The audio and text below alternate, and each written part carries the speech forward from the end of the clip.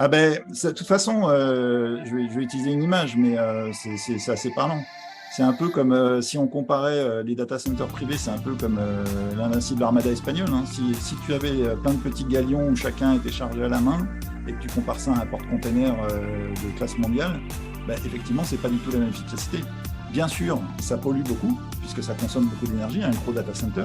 Mais en fait, tu mutualises les besoins de différents clients et tu découpes virtuellement à l'intérieur pour bien protéger la sécurité de chaque client. Et donc, c'est redoutablement efficace à la fin quand tu regardes l'énergie dépensée par chaque application. Bonjour à tous et bienvenue sur le podcast CIO Révolution, le podcast des DSI modernes. Je m'appelle Bertrand Ruiz, je suis le CEO de AirSAS, une solution web qui permet à la DSI et à la direction générale de partager une vue claire des projets en cours, des décisions à prendre et des priorisations à faire. Pour faire le meilleur produit au monde, nous avons décidé de lancer ce podcast pour interviewer les DSI, moteurs de la transformation de leur entreprise, et tout faire pour comprendre leurs enjeux et leurs méthodologies. Nous y abordons des sujets comme l'organisation projet, les copiles, la relation à la direction générale, l'impact du no-code avec le choix IT, et bien d'autres choses encore. Grâce à eux et à leur feedback, aujourd'hui avec AirSAS, vos rapports projets de comité de pilotage sont faits en un clic, plus besoin de passer des heures sur PowerPoint ni à rechercher l'information dans vos emails. Vous avez une vue agrégée de toutes vos données projets, budget, risques, temps passé. Et pour éviter toute ressaisie d'informations, AirSAS se connecte à vos outils Microsoft Teams, Jira, Wrike, etc. Sur ce, je vous laisse avec ce nouvel épisode à la découverte d'une nouvelle façon de faire. Bon, mais je suis ravi aujourd'hui d'être avec vous. On va parler dans cet épisode hors série d'une thématique qui est de plus en plus prenante chez nos DSI, mais globalement chez l'entreprise, qui est le Green IT. Et pour ce faire, j'ai l'honneur et la chance de parler avec et de vous présenter Patrick Fulop, qui est le VP Cloud Opération de Thales DS. Salut Patrick. Oui, bonjour Bertrand. Alors, c'est trop cool parce qu'avec Patrick, on a échangé parce qu'il écoutait les podcasts, il voulait me faire des retours constructifs, c'était super. Et puis, en fait, Patrick était vraiment allé assez loin dans la réflexion sur ce que peuvent faire nos entreprises dans le Green IT et nos IT. Et pour ceux qui ont pas encore vu, mais il y a pas mal d'articles sur ce qui a été fait avec Thales et notamment Amazon et la démarche de Patrick. Vous pouvez aller les lire, c'est assez intéressant. Mais avant d'aller directement dans le podcast et le sujet, Patrick, est-ce que tu peux nous parler un tout petit peu de ton parcours et de ce que fait Thales DS? Parce que forcément, tout le monde connaît Thales, mais ta branche à toi, pas D'accord. forcément. OK. Merci déjà de me recevoir parce que je suis un admirateur de ce podcast, donc c'est bien de pouvoir partager. Alors, bon, j'ai une contribution qui va être assez modeste, mais je vais essayer de Arrête. partager réellement. Mon parcours est assez classique, hein. Français, ingénieur. J'ai fait toute ma carrière en fait dans les groupes du CAC 40. Donc ça, c'est pas forcément habituel, mais j'ai commencé dès le début dans un groupe du CAC 40 qui s'appelle Air Liquide. Donc même si j'ai toujours travaillé dans l'IT, j'ai quand même quelques notions de la composition de l'atmosphère et donc du réchauffement climatique. Donc c'était quand même utile. Je travaillé quasiment 10 ans chez Air Liquide. Ensuite, Sodexo, grand groupe industriel de services, mais avec une échelle industrielle, quasiment 1 demi-million de personnes. Donc, c'est quand même un groupe mondial. Et puis après, je suis allé chez GDF Suez, en commençant par Suez, l'économie circulaire, mais après la production d'énergie, donc effectivement un peu plus polluante, avec Engie. Et depuis un peu moins de 2 ans, je suis chez DIS. Donc, mon parcours, ce qui le caractérise, c'est que j'ai toujours travaillé dans la filière IT. Et c'était plutôt infra, un peu applicatif, 2 tiers, 1 tiers, on va dire, toujours dans les opérations. Ça, j'ai toujours fait de la transformation par les opérations, en fait, plus que dans des directions de projet. Ok. Et puis, j'ai une passion pour le Green IT. Moi, je suis membre du Shift depuis un moment, c'est mon dada personnel. Alors, attention, et Bertrand, je compte sur toi pour me freiner. Le sujet peut m'emballer, je peux être un peu technique. Je sais que ce n'est pas forcément simple à comprendre comme sujet, donc si ça va trop loin, il faut m'arrêter. Ok, trop cool. Bon, mais super. Et qu'est-ce que fait Thales DIS? Ah oui, pardon. Thales DIS, oui, bien sûr. Alors, c'est l'ancien Gemalto. C'est souvent D'accord. connu. Donc, c'est de la tech française, hein. C'est devenu un standard mondial. C'est la production de toutes les technologies autour de la crypto, d'éléments sécurisés. Donc, de façon plus pratique. Si tu as une carte bancaire ou si tu as un téléphone portable ou des papiers d'identité, il y a de fortes chances que je travaille un petit peu pour toi. C'est-à-dire D'accord. les cartes SIM, c'est des éléments sécurisés qui ont des secrets de crypto qui permettent de sécuriser l'abonnement. Pareil pour les cartes bancaires et les papiers d'identité ou évidemment la sécurité du cloud. On fournit aux différents vendeurs de cloud privé, cloud public, des appliances, ce qu'on appelle les HSM, qui permettent de sécuriser ça. Donc ça, c'est Ok. la GBU DIS à l'intérieur de Thales. Thales étant un groupe mi-civil, mi-militaire en termes de domaine d'action et avec une forte expertise sur les capteurs. Ok.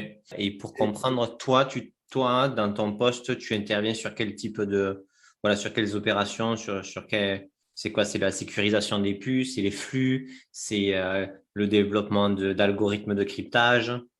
Alors, plus particulièrement, moi, je suis dans une équipe qui est centralisée, c'est l'équipe qu'on appelle CentralOps, qui est une équipe transverse aux différents métiers téléco, bancaires, etc. Et en fait, on les appuie pour faire la production. Donc, on gère les usines de production. Donc, à ce titre, moi, j'ai un département qui s'appelle Cloud Operation. Ce n'est pas une grosse équipe, hein. Au total, ça doit représenter à peu près 150 emplois spécialisés dans l'infrastructure et la cyber, mais mondiale. Et Ça commence à faire quand même. oui, mais bon, par rapport au nombre de serveurs que l'on gère, c'est pas grand-chose, quoi. Donc, Ok. c'est toujours le ratio important, quoi. Sûr. Et on produit, donc, on aide les usines à produire déjà les cartes physiques. Donc, ça, c'est plusieurs milliards en cartes, hein, entre les cartes SIM, les cartes bancaires par an. Et surtout, on accompagne la digitalisation de ces métiers. C'est-à-dire que maintenant, on commence à parler de l'eSIM. C'est la façon d'avoir son abonnement directement depuis son portable sans avoir besoin d'une carte SIM. Donc, ça, c'est des choses qui se répandent très vite. Et on va en parler en conclusion, c'est des domaines qui sont avec des croissances très, très fortes. Donc, il faut être capable de le faire en étant frugal. Ok. Bon, du coup, toi, tu me disais, bon, voilà, tu es ingénieur, tu aimes comprendre les choses et tu aimes les faire bien. C'est un peu, dans tous les cas, le mieux possible. Et tu parlais déjà de frugalité. C'était un peu le début de notre conversation de la dernière fois. C'était le fait de dire, en fait, déjà, si on essaye de faire les choses sans moins consommer, c'est en consommant le moins possible, c'est une question de bien faire et de faire, en faisant attention au gaspillage. Et tu m'as dit une phrase et je trouvais qu'elle était super intéressante. Si tu veux bien, ça peut être le début de notre conversation. Si tu me dis, en fait, quand pour quelque chose tourne, on ne le change pas parce qu'on a plus de risques à le casser et avec tout ce que ça peut engendrer, on préfère le laisser comme ça. Et donc, du coup, quand on voit des optimisations à faire qui peuvent nous faire gagner 500 €, 600 €, 700 € par mois sur des choses où le risque de changer est très, très, très fort, il n'y a aucun chef de projet qui ira directement le faire parce que le risque est trop important par rapport au gain et que tu avais vu, toi, que quand on parle de gains financiers, c'est ça, mais quand on parle de gains différents, de les rendre plus concrets, on peut créer un changement. Est-ce que tu peux nous dire un petit peu plus sur cette démarche-là et qu'est-ce qui t'a amené à avoir cette réflexion? Oui, alors ça, c'est l'aboutissement en fait d'une démarche d'explication et d'une démarche de mesure importante dans l'entreprise.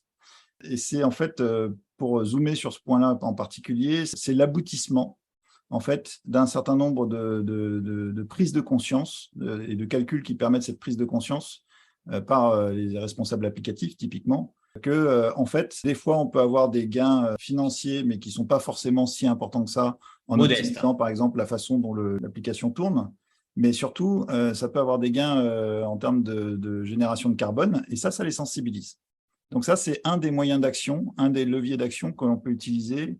Et c'est souvent plus parlant pour un certain nombre de responsables applicatifs que d'avoir juste une addition avec je pourrais gagner tant sur telle opération. Parce que le risque de faire ces opérations de changement, c'est souvent ce qu'on appelle le FinOps. C'est voilà, on peut faire une opération qui va optimiser son application, mais on va prendre un risque sur la production. Et ça, il y a toujours des pour et des contre. Donc, quand on introduit pour ce gain financier un gain carbone en face, on peut en fait le faire prendre conscience que ce n'est pas juste pour gagner un petit peu d'argent, c'est aussi pour être un peu plus frugal sur le fonctionnement et ça évite de consommer de l'énergie.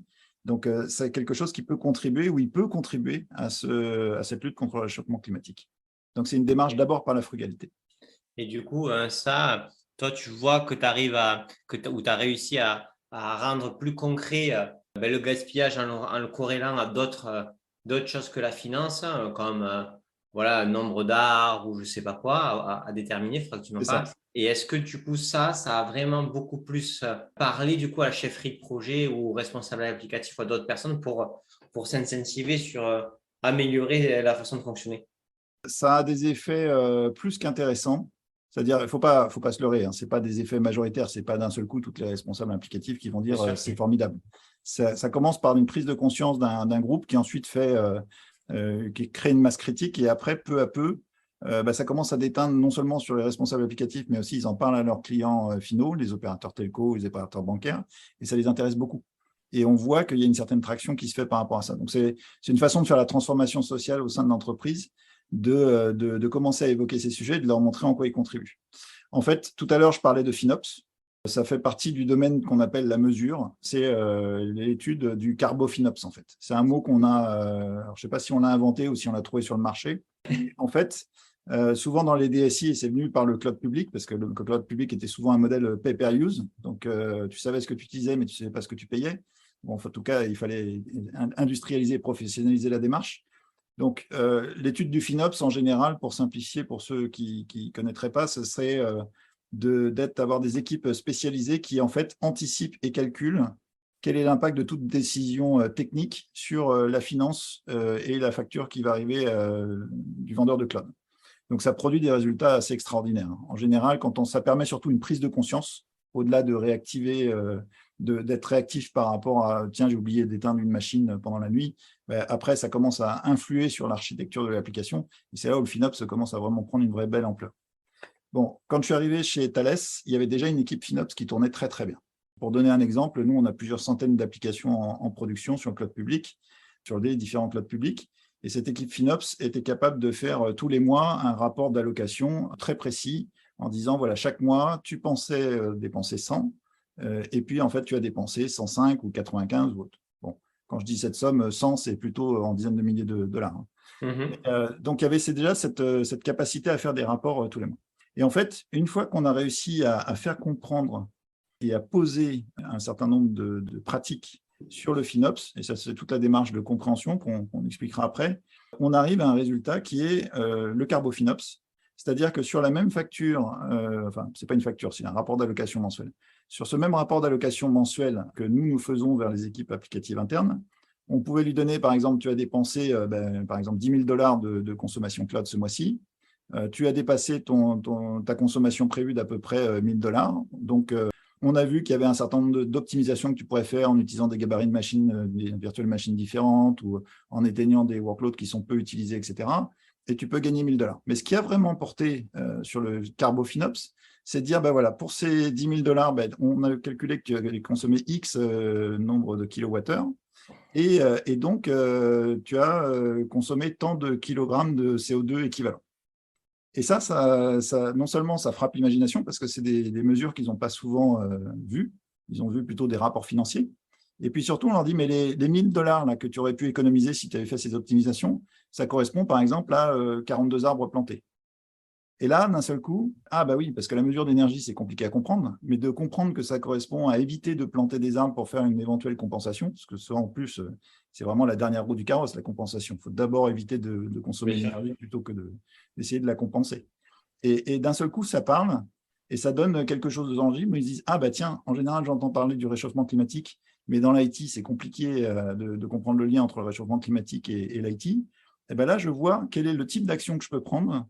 Et cette petite optimisation, peut-être que je ne l'aurais pas considérée parce que c'était un risque opérationnel, mais peut-être que maintenant, je peux la considérer avec l'angle de la contribution à nos objectifs HSE et surtout ma contribution individuelle, en quoi je peux contribuer à cette lutte contre le réchauffement climatique.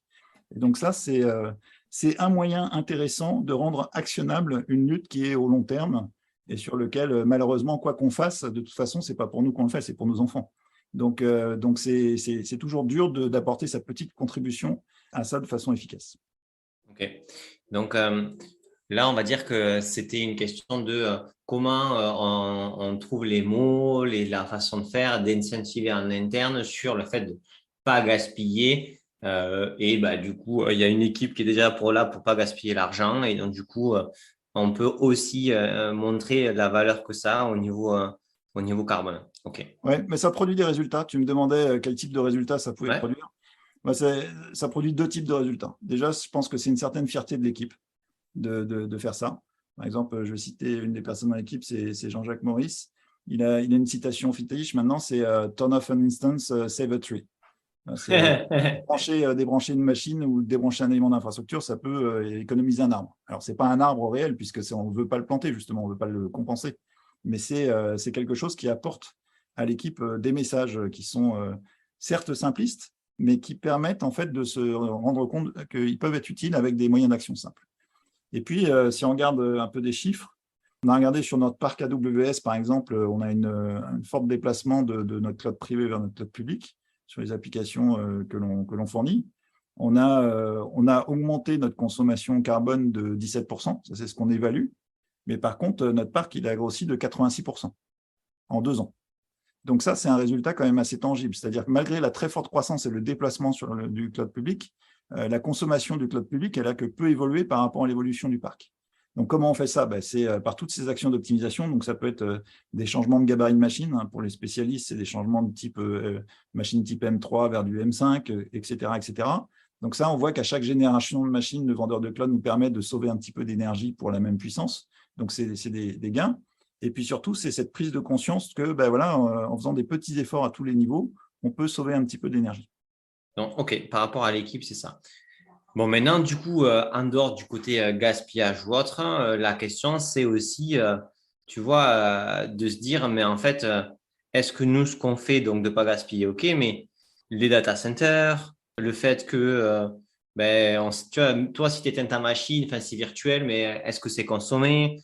Est-ce qu'on parle d'obsolescence programmée, mais est-ce que les data centers sur lesquels on est, c'est pas en fait pas du bullshit, mais en gros, bon, eux, de toute façon, ils changent leur machine tout le temps. Enfin, tu vois, c'est un peu, est-ce que, puisque tu es dans le shift et qu'on parle toujours d'ordre de grandeur, est-ce que l'ordre de grandeur, il est là, ou est-ce que là où toi, vous intervenez, qui est le vôtre, hein, bien sûr, mais est-ce qu'on peut comparer en disant, ah ben oui, pour tel type pour une puissance de calcul X, hein, un data center d'OVH ou de Amazon, en moyenne, par une autorité indépendante, consomme moins parce qu'ils ont mis en place X, Y, Z comme procédure, tu vois. Est-ce que c'est bon, c'est peut-être pas possible aujourd'hui, mais est-ce que l'ordre de grandeur, tu penses qu'il est plus là ou pas? Alors, je peux te répondre par un mot oui, mais je ferai l'économie de toute l'histoire. Donc, ça serait quand même dommage parce qu'en fait, je pense qu'il faut voir d'où ça vient pour être convaincu. En fait, je ne cherche pas à juste affirmer quelque chose. Ce qui est important, c'est de voir toute la démarche, quoi. Donc, si tu me permets, je vais prendre un petit peu de recul pour resituer tout ça dans son contexte, pour voir comment est-ce que logiquement, je peux répondre oui à la fin, quoi. Alors, bon, désolé, ça va être un petit peu. Pas de souci. Il y a besoin de reprendre un petit peu le contexte. Bon, déjà, réchauffement climatique, il faut partir du fait que c'est un fait. C'est-à-dire que la planète se réchauffe et ça, c'est causé principalement par le CO2, qui est un gaz à effet de serre. Qu'est-ce qui génère ce CO2? C'est l'activité humaine, ça c'est prouvé scientifiquement, donc le GIEC, etc., il y a toute la littérature, et c'est principalement la production d'énergie qui provoque cette émission de CO2. Ce qui est embêtant avec ce CO2, c'est qu'effectivement, c'est un gaz, c'est un oxydant qui est très stable. Ce n'est pas le seul gaz à effet de serre, hein, la vapeur d'eau compte beaucoup plus, mais le problème, c'est que la concentration augmente, et comme il est très stable, ça provoque ce réchauffement et dérèglement climatique.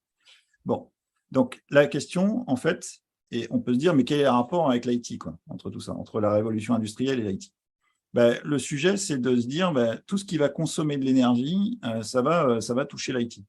Donc là, il y a différents effets. Donc déjà, ce qui est important, c'est d'avoir un bon point de mesure. Par exemple, quand je te parlais des rapports Carbofinops, nous, on a choisi de ne pas utiliser le CO2 comme unité de mesure, mais on a choisi d'utiliser le kilowattheure. Pourquoi? Parce que le kilowattheure, c'est totalement mesurable, c'est une mesure physique, hein, c'est le nombre d'électrons qui passent, donc on est capable de le mesurer très, très concrètement. Et le kilowattheure, c'est très simple, hein, c'est le nombre de watts multiplié par le nombre d'heures, donc ce n'est pas le kilowatt par heure, mais c'est kilowatt multiplié par le nombre d'heures, et c'est une bonne unité de mesure. Par exemple, tu cours un marathon, ton corps va dépenser à peu près 1 kilowattheure. Un data center, typiquement, ça peut consommer quelques centaines de mégawattheures par an. Donc ça, c'est des unités de mesure qui sont très quantifiables.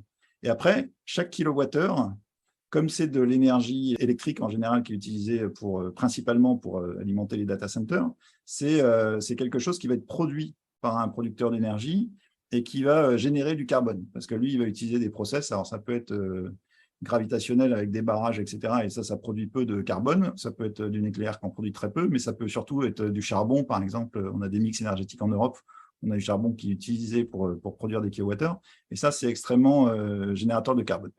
Donc déjà, il y a une variable qui est le kilowattheure, une autre variable qui est le CO2, et le calcul de l'un à l'autre n'est pas si simple que ça. Ça dépend de où est-ce qu'il y a produit l'énergie, à quel pays, quel type d'énergie, etc. On a des choses qui sont très bien faites comme Electricity Map, qui nous permettent d'avoir des API qui nous permettent de calculer ça en temps réel avec un certain historique. mais c'est pas forcément simple à utiliser. Bon, puis ensuite, cette énergie, dans l'IT, on le coupe en fait en différents scopes. Alors ça, c'est la taxonomie qui existe. On a 3 scopes. On dit scope 1, scope 2, scope 3. Et en général, dans le scope 1, dans l'IT, ça n'existe quasiment pas. C'est c'est le carbone que tu vas générer en utilisation directe. Donc, typiquement, dans notre métier, c'est sur un data center, c'est quand tu as un groupe électrogène, tu utilises du pétrole. Donc, bon, c'est très, très marginal. Il y a le scope 2, qui est le scope principal. C'est l'énergie que tu vas utiliser dans ton data center. Elle va produire du carbone par le producteur d'énergie. Donc, ça, c'est assez massif. Et ça, on commence à avancer, donc on est plutôt pas mal. Et puis, il y a le scope 3 qui est tous les équipements qu'on utilise dans le data center, qui composent le data center, l'énergie qu'on a utilisée, le carbone que ça a généré pour les produire. Et ça, c'est assez massif. Et là, on a très peu de données dessus. Oui, l'obsolescence du matériel des data centers. Voilà. Par exemple, quand on renouvelle le matériel des data centers, quand on prend du nouveau matériel et qu'on jette l'ancien, forcément, là, on a la question du recyclage. Et donc, tout le carbone qu'on a utilisé pour produire le précédent équipement, il est juste jeté, en général. Dans les data centers, on a des politiques qui sont en général de détruire le matériel en sortie pour s'assurer qu'il n'y a aucun problème de confidentialité après. Mais ça, évidemment, ça veut dire que c'est du pur gâchis. Il y a très peu de recyclage derrière. Donc, bon, après, j'ai parlé de l'énergie, j'ai parlé des types de scopes. Mais après, il y a une troisième dimension qui est importante à prendre en compte pour finir sur la compréhension, c'est les scopes classiques de l'IT. Il y a différents domaines. Il y a tout ce qui concerne le device. Donc ça, c'est en général le smartphone, le PC que quelqu'un a. Donc là, effectivement, ce qui va consommer le plus de carbone, c'est le scope 3. C'est-à-dire, quand tu vas utiliser un smartphone, la recharge électrique du smartphone va consommer très peu de carbone. Ce qui va consommer du carbone, c'est la production du smartphone et l'éventuel faible recyclage. Donc ça, il y a l'exemple d'Apple, par exemple, qui a fait beaucoup de communication sur le scope 3. Ils sont très, très en pointe sur les iPhones. On voit que plus de 80% de l'énergie dépensée et du carbone généré, c'est la production de manuf. Donc là, il y a des domaines très intéressants qu'on ne va pas creuser aujourd'hui parce que je ne suis pas spécialiste, mais c'est le remanufacturing, c'est-à-dire faire en sorte que tes devices, tu puisses les réutiliser ou les recycler au maximum ou les réparer ou pour leur prolonger leur vie. Et là, en général, avoir les devices les plus haut de gamme possibles permet d'avoir une vie plus longue. Donc, c'est souvent un bon calcul d'avoir un bon device pour prolonger sa vie sur 5-6 ans et d'être capable, par exemple pour des PC, et d'être capable d'éviter de devoir les recycler. Et puis après, il y a tout le recyclage avec la réutilisation, la seconde vie, type back market, par exemple. Ça, c'est des choses que l'on peut faire chez Thales DIS. C'est au lieu de jeter les PC, c'est les redonner sur un second marché où ils peuvent être rachetés par d'autres utilisateurs et avoir une deuxième vie. Bon. Après, il y a tout le réseau. Pareil, je ne suis pas un spécialiste. Ça, c'est un domaine sur lequel il y a beaucoup de consommation d'énergie. On entend beaucoup parler des débats sur la 5G et des nouvelles technologies réseau qui permettent d'avoir plus de réseaux. Là, typiquement, c'est un domaine dans lequel il y a beaucoup d'effets rebonds. Donc, quand on a des réseaux avec des nouvelles capacités, on les utilise. Donc, ça augmente l'usage et ça augmente l'énergie dépensée. Par contre, effectivement, il y a des innovations technologiques comme la fibre, par exemple, qui ne consomment quasiment plus rien. Donc, il y a du bon, il y a du moins bon dans les évolutions, mais globalement, c'est un domaine sur lequel l'énergie monte au fur et à mesure des années, mais pas en regard avec la puissance transportée. Et puis après, il y a le troisième domaine, où là, ça je connais bien. Là, je peux en parler, c'est le centre de données. Donc, le centre de données, c'est là où on met en fait toute notre puissance de calcul qui sert à faire tourner les applications qu'on utilise sur les différents devices transportés par le réseau. Et donc, toi, du coup, juste pour comprendre, Patrick, ce que tu as montré le panel, en gros, toi, tu dis, il y a les autres. Donc, 3 scopes, 3 domaines. Les scopes, tu en as parlé, les domaines aussi. Et en fait, il y a un domaine où tu dis, pour un data center équivalent, donc qui consomme 100 MWh, en gros, toi, tu vas dire, j'optimise la puissance de calcul, c'est ça? Voilà, c'est ça. Ma spécialité, là où je peux contribuer sur Green IT, c'est moi, je connais très bien les centres de données, qu'ils soient privés ou publics. Enfin, en tout cas, ça fait depuis 2010 que je travaille sur le cloud public et depuis 1997 sur le cloud privé. Donc, c'est des choses que je connais bien. Ça commence à faire. Ça, je connais. Ouais, mais c'est pas que l'ancienneté, mais ça me passionne, quoi. Donc là-dessus, et puis c'est des métiers qui n'existeront plus dans 20 ans, donc c'est important de pouvoir témoigner tant que ça existe, quoi. Le truc, c'est, moi, je connais très bien le centre de données et je connais très bien la gestion du scope 2, c'est-à-dire l'énergie que ça consomme et donc le carbone que ça génère. Beaucoup moins le scope 3, qui est un domaine qui a encore besoin de maturer. Donc, tu vois, c'est assez pointu comme compétence. Ouais. C'est le centre de données scope 2. Ouais. Et donc, du coup, juste pour être certain aussi, ta vision, c'est que, on va dire, pour le rendement, mais le taux d'efficacité d'utilisation d'un data center, du point de vue applicatif, le tien, Enfin, ça a un gros impact sur la consommation, enfin, sur le fait qu'on peut faire plus de choses avec la même quantité de kilowattheures versus, parce qu'il y a aussi la question donc, de data centers où du côté, on va dire, infra de leur côté, toutes les API, tout ce qu'ils mettent en place, tous les processus qui font que toi, tu ne le vois pas, mais eux, ils peuvent faire entrer plus de calculs à la fin sans que toi, que tu sois intervenu. Ouais, bah c'est exactement le cœur de mon domaine. Donc ça, bon, déjà, il y a souvent une question que, tu vois, moi, je suis un grand timide, donc quand j'arrive dans une session publique, c'est en général, je commence par une question. Par exemple, j'étais au salon AWS récemment pour faire une présentation sur Green IT avec AWS, et je commençais par une question, c'est qui a visité un data center, quoi. Parce que c'est pas forcément quelque chose qui est très connu, quoi. Ouais, bien En sûr. général, quand tu demandes qui a visité un data center, il y a quelques mains dans la salle, quoi. Je ne sais pas si toi, c'est le cas. Moi, je suis allé voir sur YouTube. Moi, je ne sais pas si ça compte. Ah bah oui, c'est bien. Tu vois, c'est une forme de visite. Hein. Tu n'as pas le flux d'air, tu n'as pas l'atmosphère sèche, mais tu as déjà un bon éclairage. Donc, c'est bien. C'est déjà une démarche de le faire. Et puis après, tu poses une deuxième question, c'est qui a déjà visité un data center de cloud public? Et ça, c'est très rare. Tu vois, par exemple, Azure, Microsoft Azure, ils permettent de le faire sur invitation, mais tu peux aller en Irlande, c'est un data center un peu où ils permettent des visites, mais c'est très, très encadré sur invitation. Donc ça, c'est pas grand monde qui peut y aller.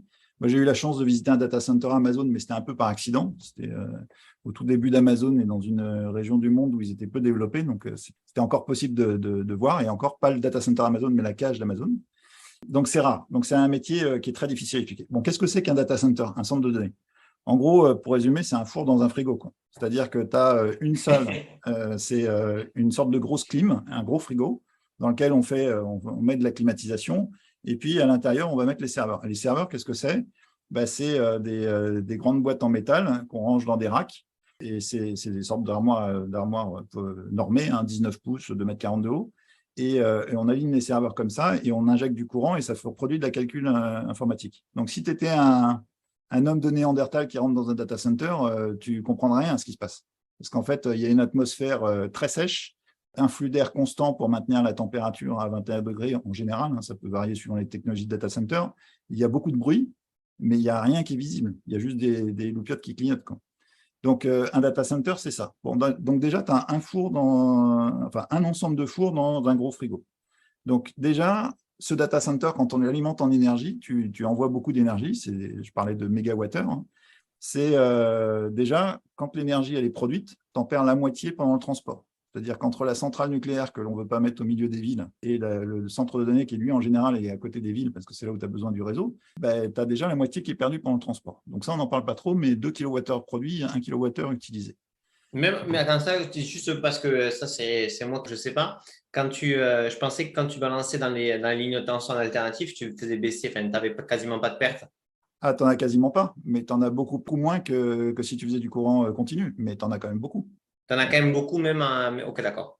Quand tu as un transformateur, tu as un rendement dans le transformateur et que tu as plusieurs transformations, courant continu, courant au voltage, etc. Okay. Donc, déjà, dans le serveur, tu as une conversion de courant. Hein. Tu passes du courant alternatif au triphasé, au courant continu. Donc, tu as beaucoup de pertes à tous les différents niveaux. Okay. Donc, déjà, tu en perds la moitié avant d'arriver dans le data center. Ensuite, le data center, évidemment, il refroidit, mais ce n'est pas forcément efficace. Tu as un rendement, donc tu perds aussi d'énergie. Ensuite, dans le serveur, c'est un boîtier. Donc, un serveur, ça ressemble à un boîtier assez plat d'1 mètre de profondeur, 19 pouces de large, dans lequel tu as 3 composants. Tu as le CPU, la RAM et puis le stockage, en général, quand il est dans le serveur. Maintenant, c'est un énorme. Bon, le CPU, c'est quoi? C'est une puce de silicone, donc c'est une sorte de sable, quoi, très fine, avec gravé à l'échelle électronique. On envoie du courant dedans et ça passe. Mais quand on regarde une puce de silicone, on a tout ça dans nos PC. Hein. Une puce de silicone, par exemple, d'un PC classique. On a un rail 12 volts. Quel est l'ampérage qui passe dans une puce quand elle consomme 100 watts? C'est à peu près 8 ampères. Hein. C'est énorme les courants qui passent sur une toute petite puce. Donc forcément, ça chauffe. Et c'est ça qui provoque l'échauffement et c'est ça qui nécessite d'avoir un frigo autour. C'est qu'en fait, quand on envoie de la puissance de calcul, quand on a besoin de puissance de calcul à haute fréquence, c'est de l'ordre du gigahertz, on a besoin de faire passer des gros courants avec des ampères, plusieurs ampères, dans des rails à 12 volts ou moins, suivant les types de serveurs. Et ça consomme et ça dissipe beaucoup d'énergie. Donc, on peut y arriver avec des refroidissements par air, ça c'est la norme, des refroidissements par eau, c'est un peu plus exotique, mais ça existe et c'est très efficace.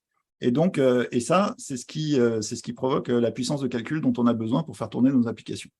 Donc, après, il y a tout un impact logiciel, suivant que le serveur, il serve un peu comme au début des années 2000, c'était un serveur, une application, donc ça, c'était pas très efficace. Année 2010, on a vu apparaître et se déployer la virtualisation qui était beaucoup plus efficace, de découper la machine physique en plusieurs machines virtuelles pour répartir la charge en fonction de l'usage. Et ça, c'était très efficace. Et puis maintenant, depuis moins d'une dizaine d'années, le container à grande échelle, qui est vraiment le découpage le plus fin de la charge applicative par ça. Donc voilà, tout ça, c'est un peu complexe. Donc, comment est-ce qu'on transmet ce savoir? Chez Thales DIS, nous, on a créé une Cloud Academy sur lequel on s'est créé un track spécifique. Donc, il y a très peu de contenu qui existe, malheureusement, sur le sujet. Même si les vendeurs de cloud nous aident bien, c'est quand même assez rare qu'on ait un contenu de qualité. Donc, on a produit notre propre contenu. Ce qui est intéressant, ça nous a appris à faire des vidéos, à parler devant une caméra, à pousser des messages clés, de structurer le message pour arriver à passer ce savoir pour que ça se répande. Et pour qu'on sache quel est l'impact et comment on peut agir sur tout ça. Parce que c'est bien beau de comprendre, c'est beau aussi de mesurer, d'avoir une équipe Carbofinops qui aide à comprendre quel est l'impact de chaque décision applicative, mais c'est encore mieux de pouvoir agir à son échelle sur ces différents sujets, quoi. Et du coup, tu vois, par exemple, aujourd'hui, dans ce que je comprends, dans ce que tu dis, donc il y a plein de choses où on peut pas nous-mêmes intervenir, puisque globalement, tous les data centers sont proches des villes, comme tu disais, et les productions loin. OK, très bien. Il n'y a pas de différence entre un Amazon, un Azure, un OVH ou je ne sais pas quoi. Ah si, quand même. Il y en a là, pas sur ça. Sur la technologie, la façon de faire, c'est toujours le même. Mais après, il y a une grosse différence, et c'est là où on peut agir, c'est sur l'échelle. Parce qu'un data center, quand tu fais un data center, c'était l'usage dans les années 2000. Quand tu avais besoin de puissance de calcul, tu te faisais ton propre data center. Donc, en général, soit tu construisais un bâtiment, soit tu réhabilitais un bâtiment pour ça. Tu crées un ensemble de facilités, tu mets tes acclims, etc. C'est incroyablement peu efficace. Oui, ça en est OK. Parce que à une petite échelle, par exemple, quand tu fais une salle blanche de 100 mètres carrés, tu as besoin d'à peu près une salle de 200 mètres carrés au total pour faire l'ensemble des utilités.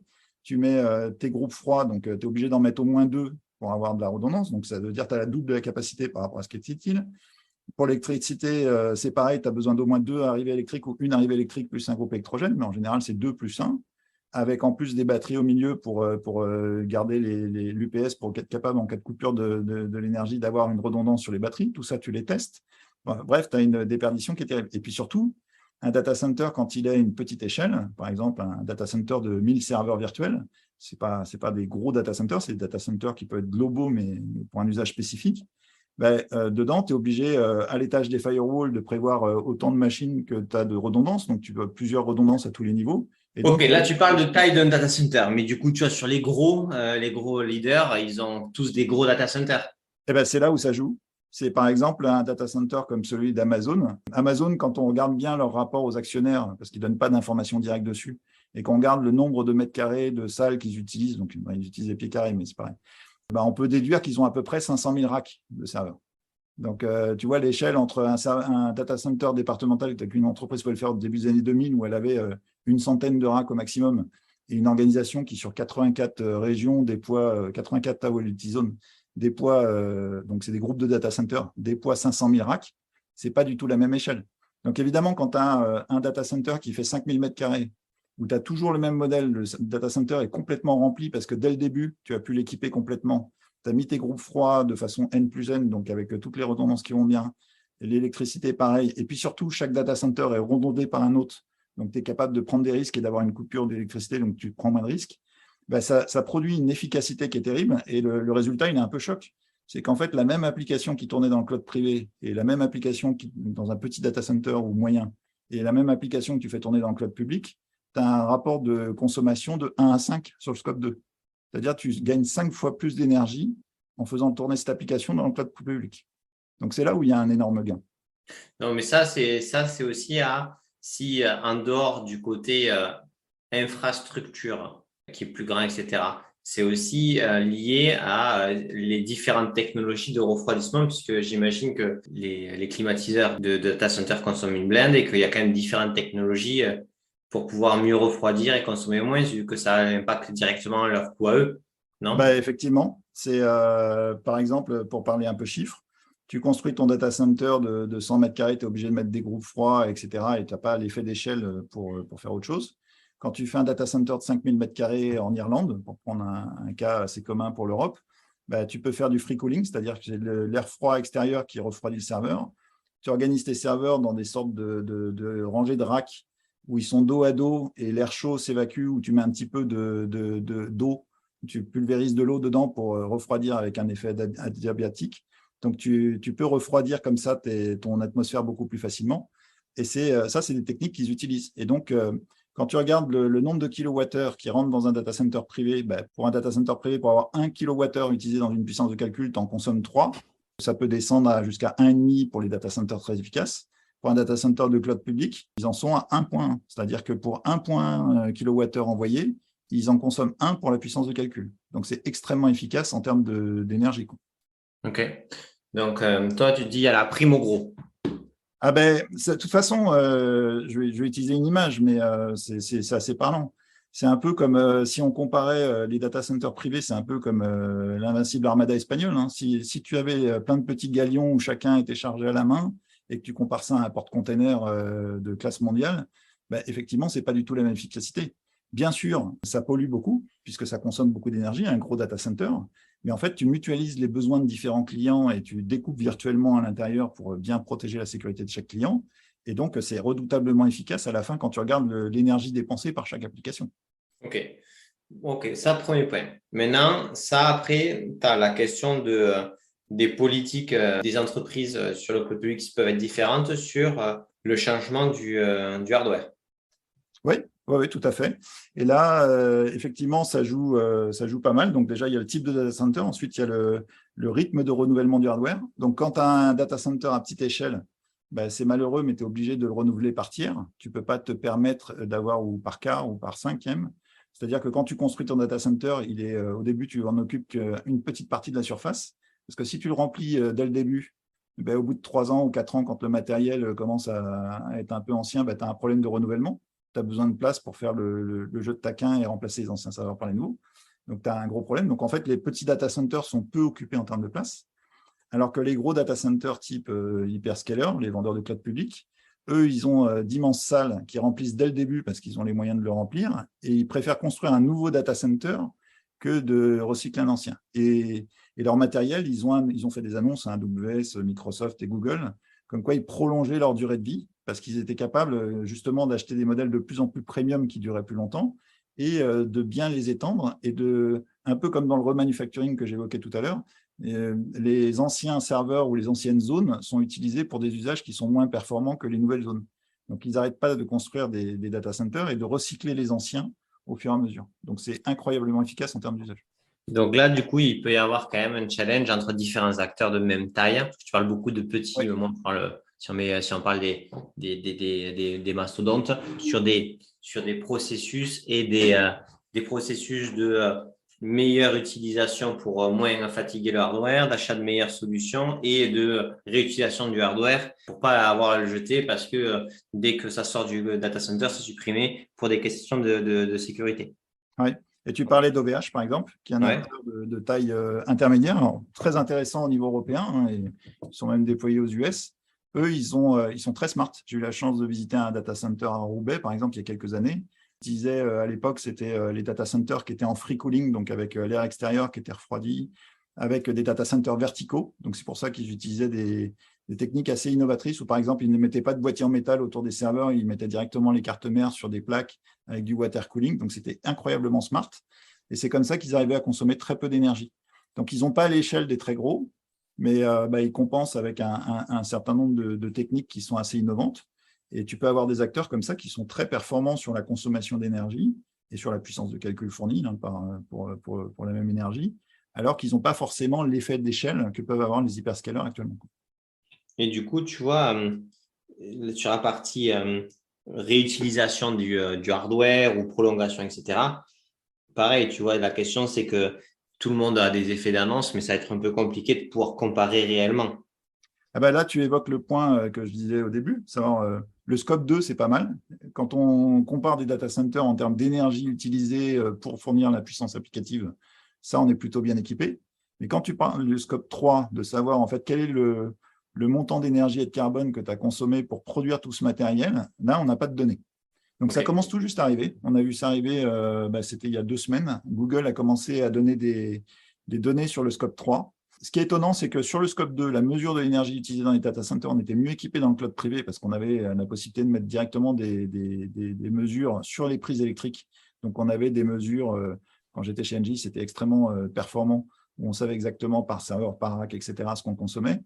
Bon, ça, on était très bien équipé sur le scope 2, mais sur le scope 3, on n'en avait aucune idée. Quand tu achètes que quelques centaines de serveurs par an, tu n'as pas le poids par rapport aux vendeurs pour savoir exactement sur toute leur chaîne de fabrication quelle est la traçabilité du scope 3. Donc là, on était un peu démunis. Par contre, les hyperscalers, eux, ils ont justement cet effet d'échelle où eux sont capables de peser sur leur chaîne logistique et leur approvisionnement pour dire je veux avoir une bonne vision de tout ce qu'il y a dans la production de tous ces éléments que je mets dans mon data center. Et donc, on compte beaucoup sur les vendeurs du cloud public pour justement nous permettre de commencer à dégrossir le scope 3. Ce qu'on a vu des premières mesures de Google, c'est que quand on consomme 1 kWh ou 1 kg de carbone en scope 2, il faut compter au moins le double en scope 3 pour le même usage. Donc, ça donne… Alors, évidemment, c'est des codes parts d'usage par l'utilisation des serveurs, etc. Oui, mais c'est quand même un rapport qui est quand même intéressant. Le scope 1, pour nous, n'existe quasiment pas dans le data center. Le scope 2, c'est le truc important. Et le scope 3, c'est au moins 2 fois plus. Donc, ça commence à nous faire des bonnes courbes. Il y a un autre truc que je n'ai pas bien compris, c'est donc du coup, tu vois, on parle de consommation du data center, ça, ok, c'est assez facile au final, d'accord, d'électricité, excuse-moi. Et ensuite, on parle de puissance de calcul, mais c'est une puissance de calcul théorique. Ouais. Parce que la puissance de calcul réelle, elle est liée à la qualité du code que tu fais et à la capacité, de aussi de fournir l'infrastructure logicielle permettant de le faire. C'est pour ça que j'aime bien ton podcast, il y a des très bonnes questions. C'est quand même, tu vois, c'est compliqué, quoi. Ah oui, mais là, quand je parlais du data center et de la technologie qui permettait de construire cette puissance de calcul, c'est évidemment en imaginant qu'elle est à 100% utilisée, ce qui n'est évidemment pas le cas.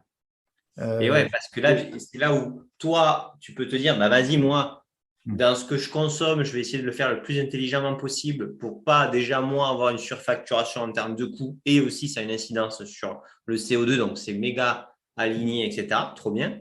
Mais tu ne sais pas si derrière, ton data center, lui, il met bien en pause les choses, il ne consomme pas trop. Enfin, tu vois, qu'il s'adapte vraiment. Exactement. Alors, nous, on utilise pour le vocabulaire pour distinguer les deux rôles. On dit, tu vois, aujourd'hui, on dit l'IT, c'est le DevOps. Le Green IT, c'est le Green Dev plus le Green Ops. Ça nous permet de décomposer les deux. Et on dit, le Green Dev, c'est toute la science autour de comment je fais une application frugale par le code et en utilisant bien le code.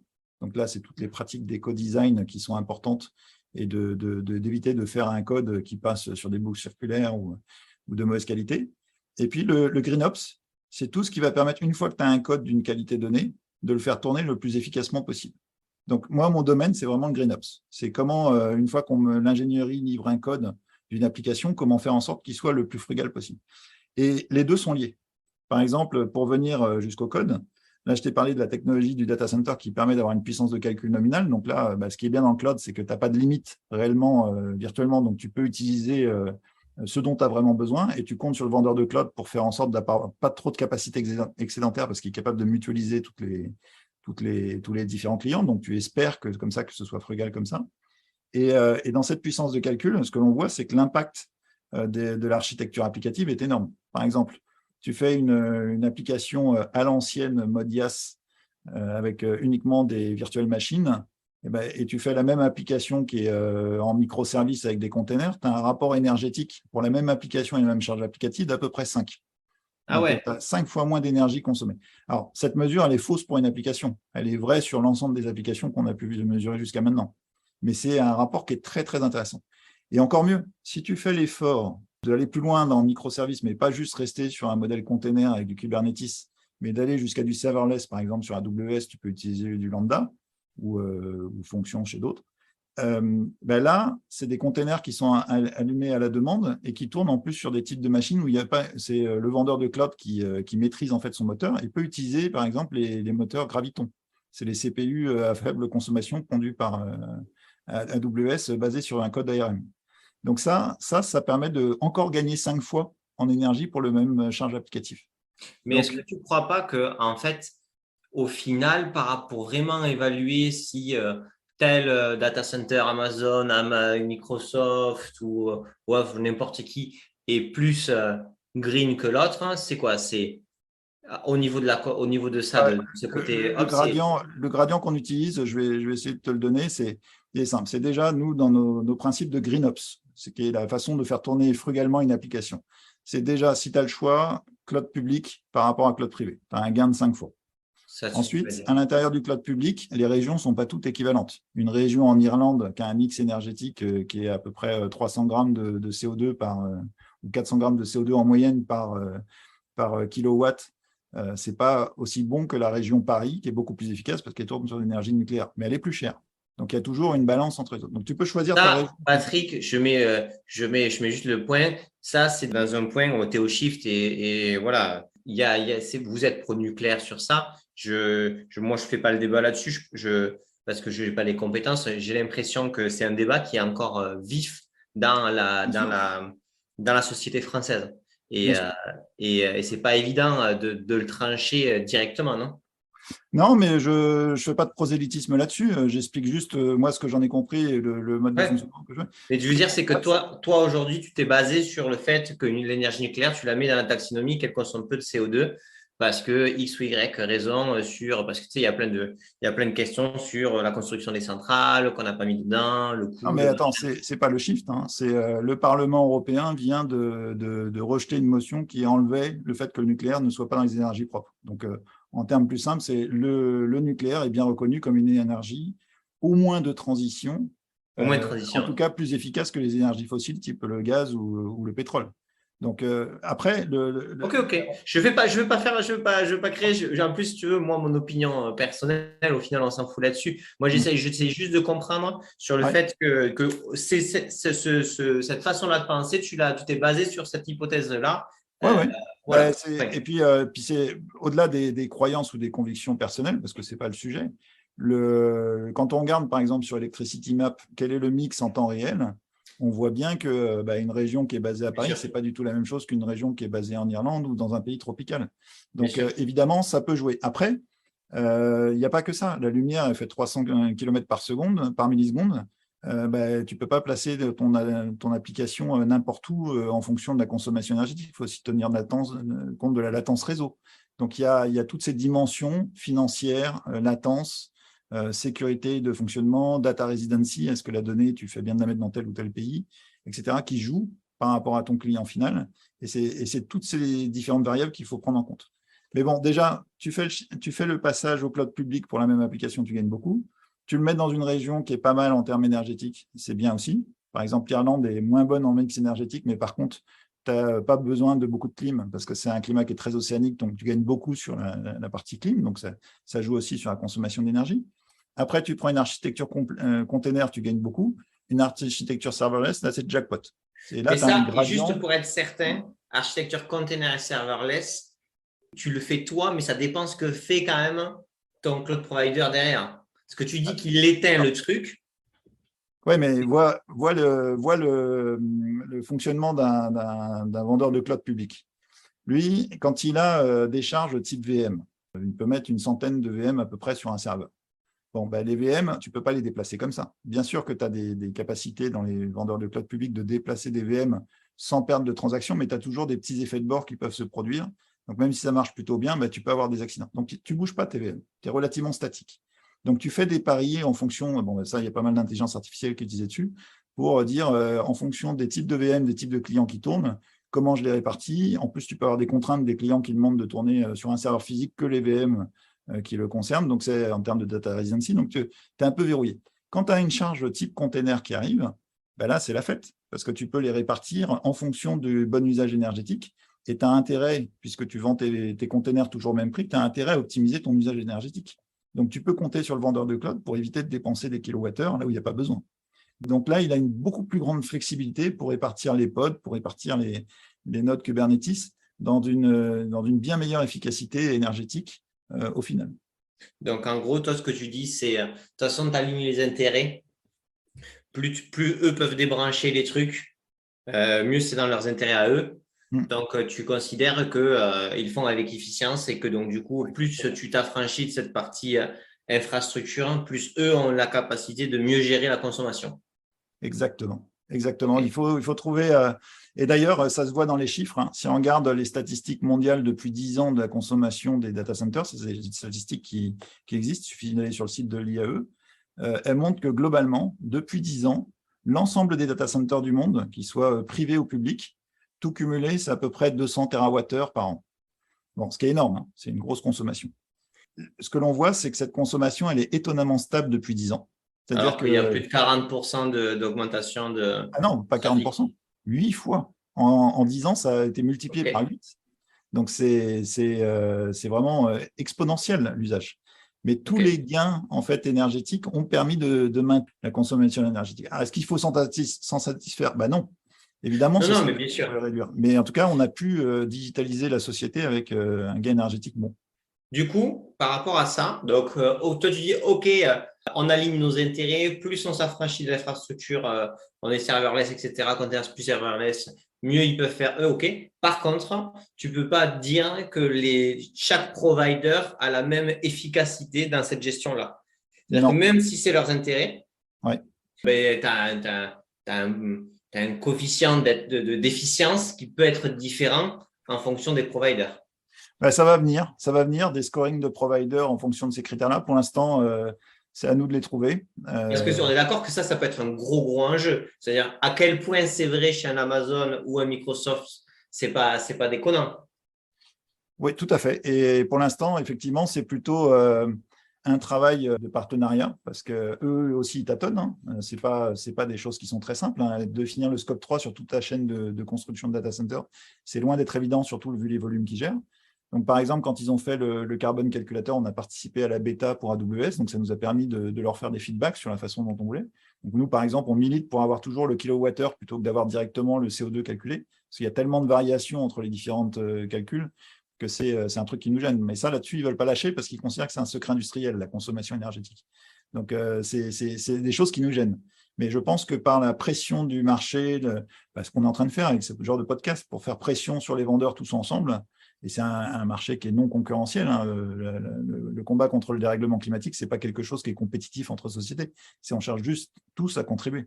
Je pense qu'on peut faire pression sur nos vendeurs petit à petit pour faire en sorte qu'à la fin, ils soient soit scorés par des auditeurs, soit suivent des taxonomies très précises qui nous permettent de garantir que ce qu'on achète est réellement ce qu'on attend. OK. Et avec cet enjeu-là, de toujours pouvoir avoir les ordres de grandeur et pouvoir comparer l'efficience de chacune des choses. Sinon, on ne sait pas si ce qu'on fait marche et comment s'améliorer, quoi.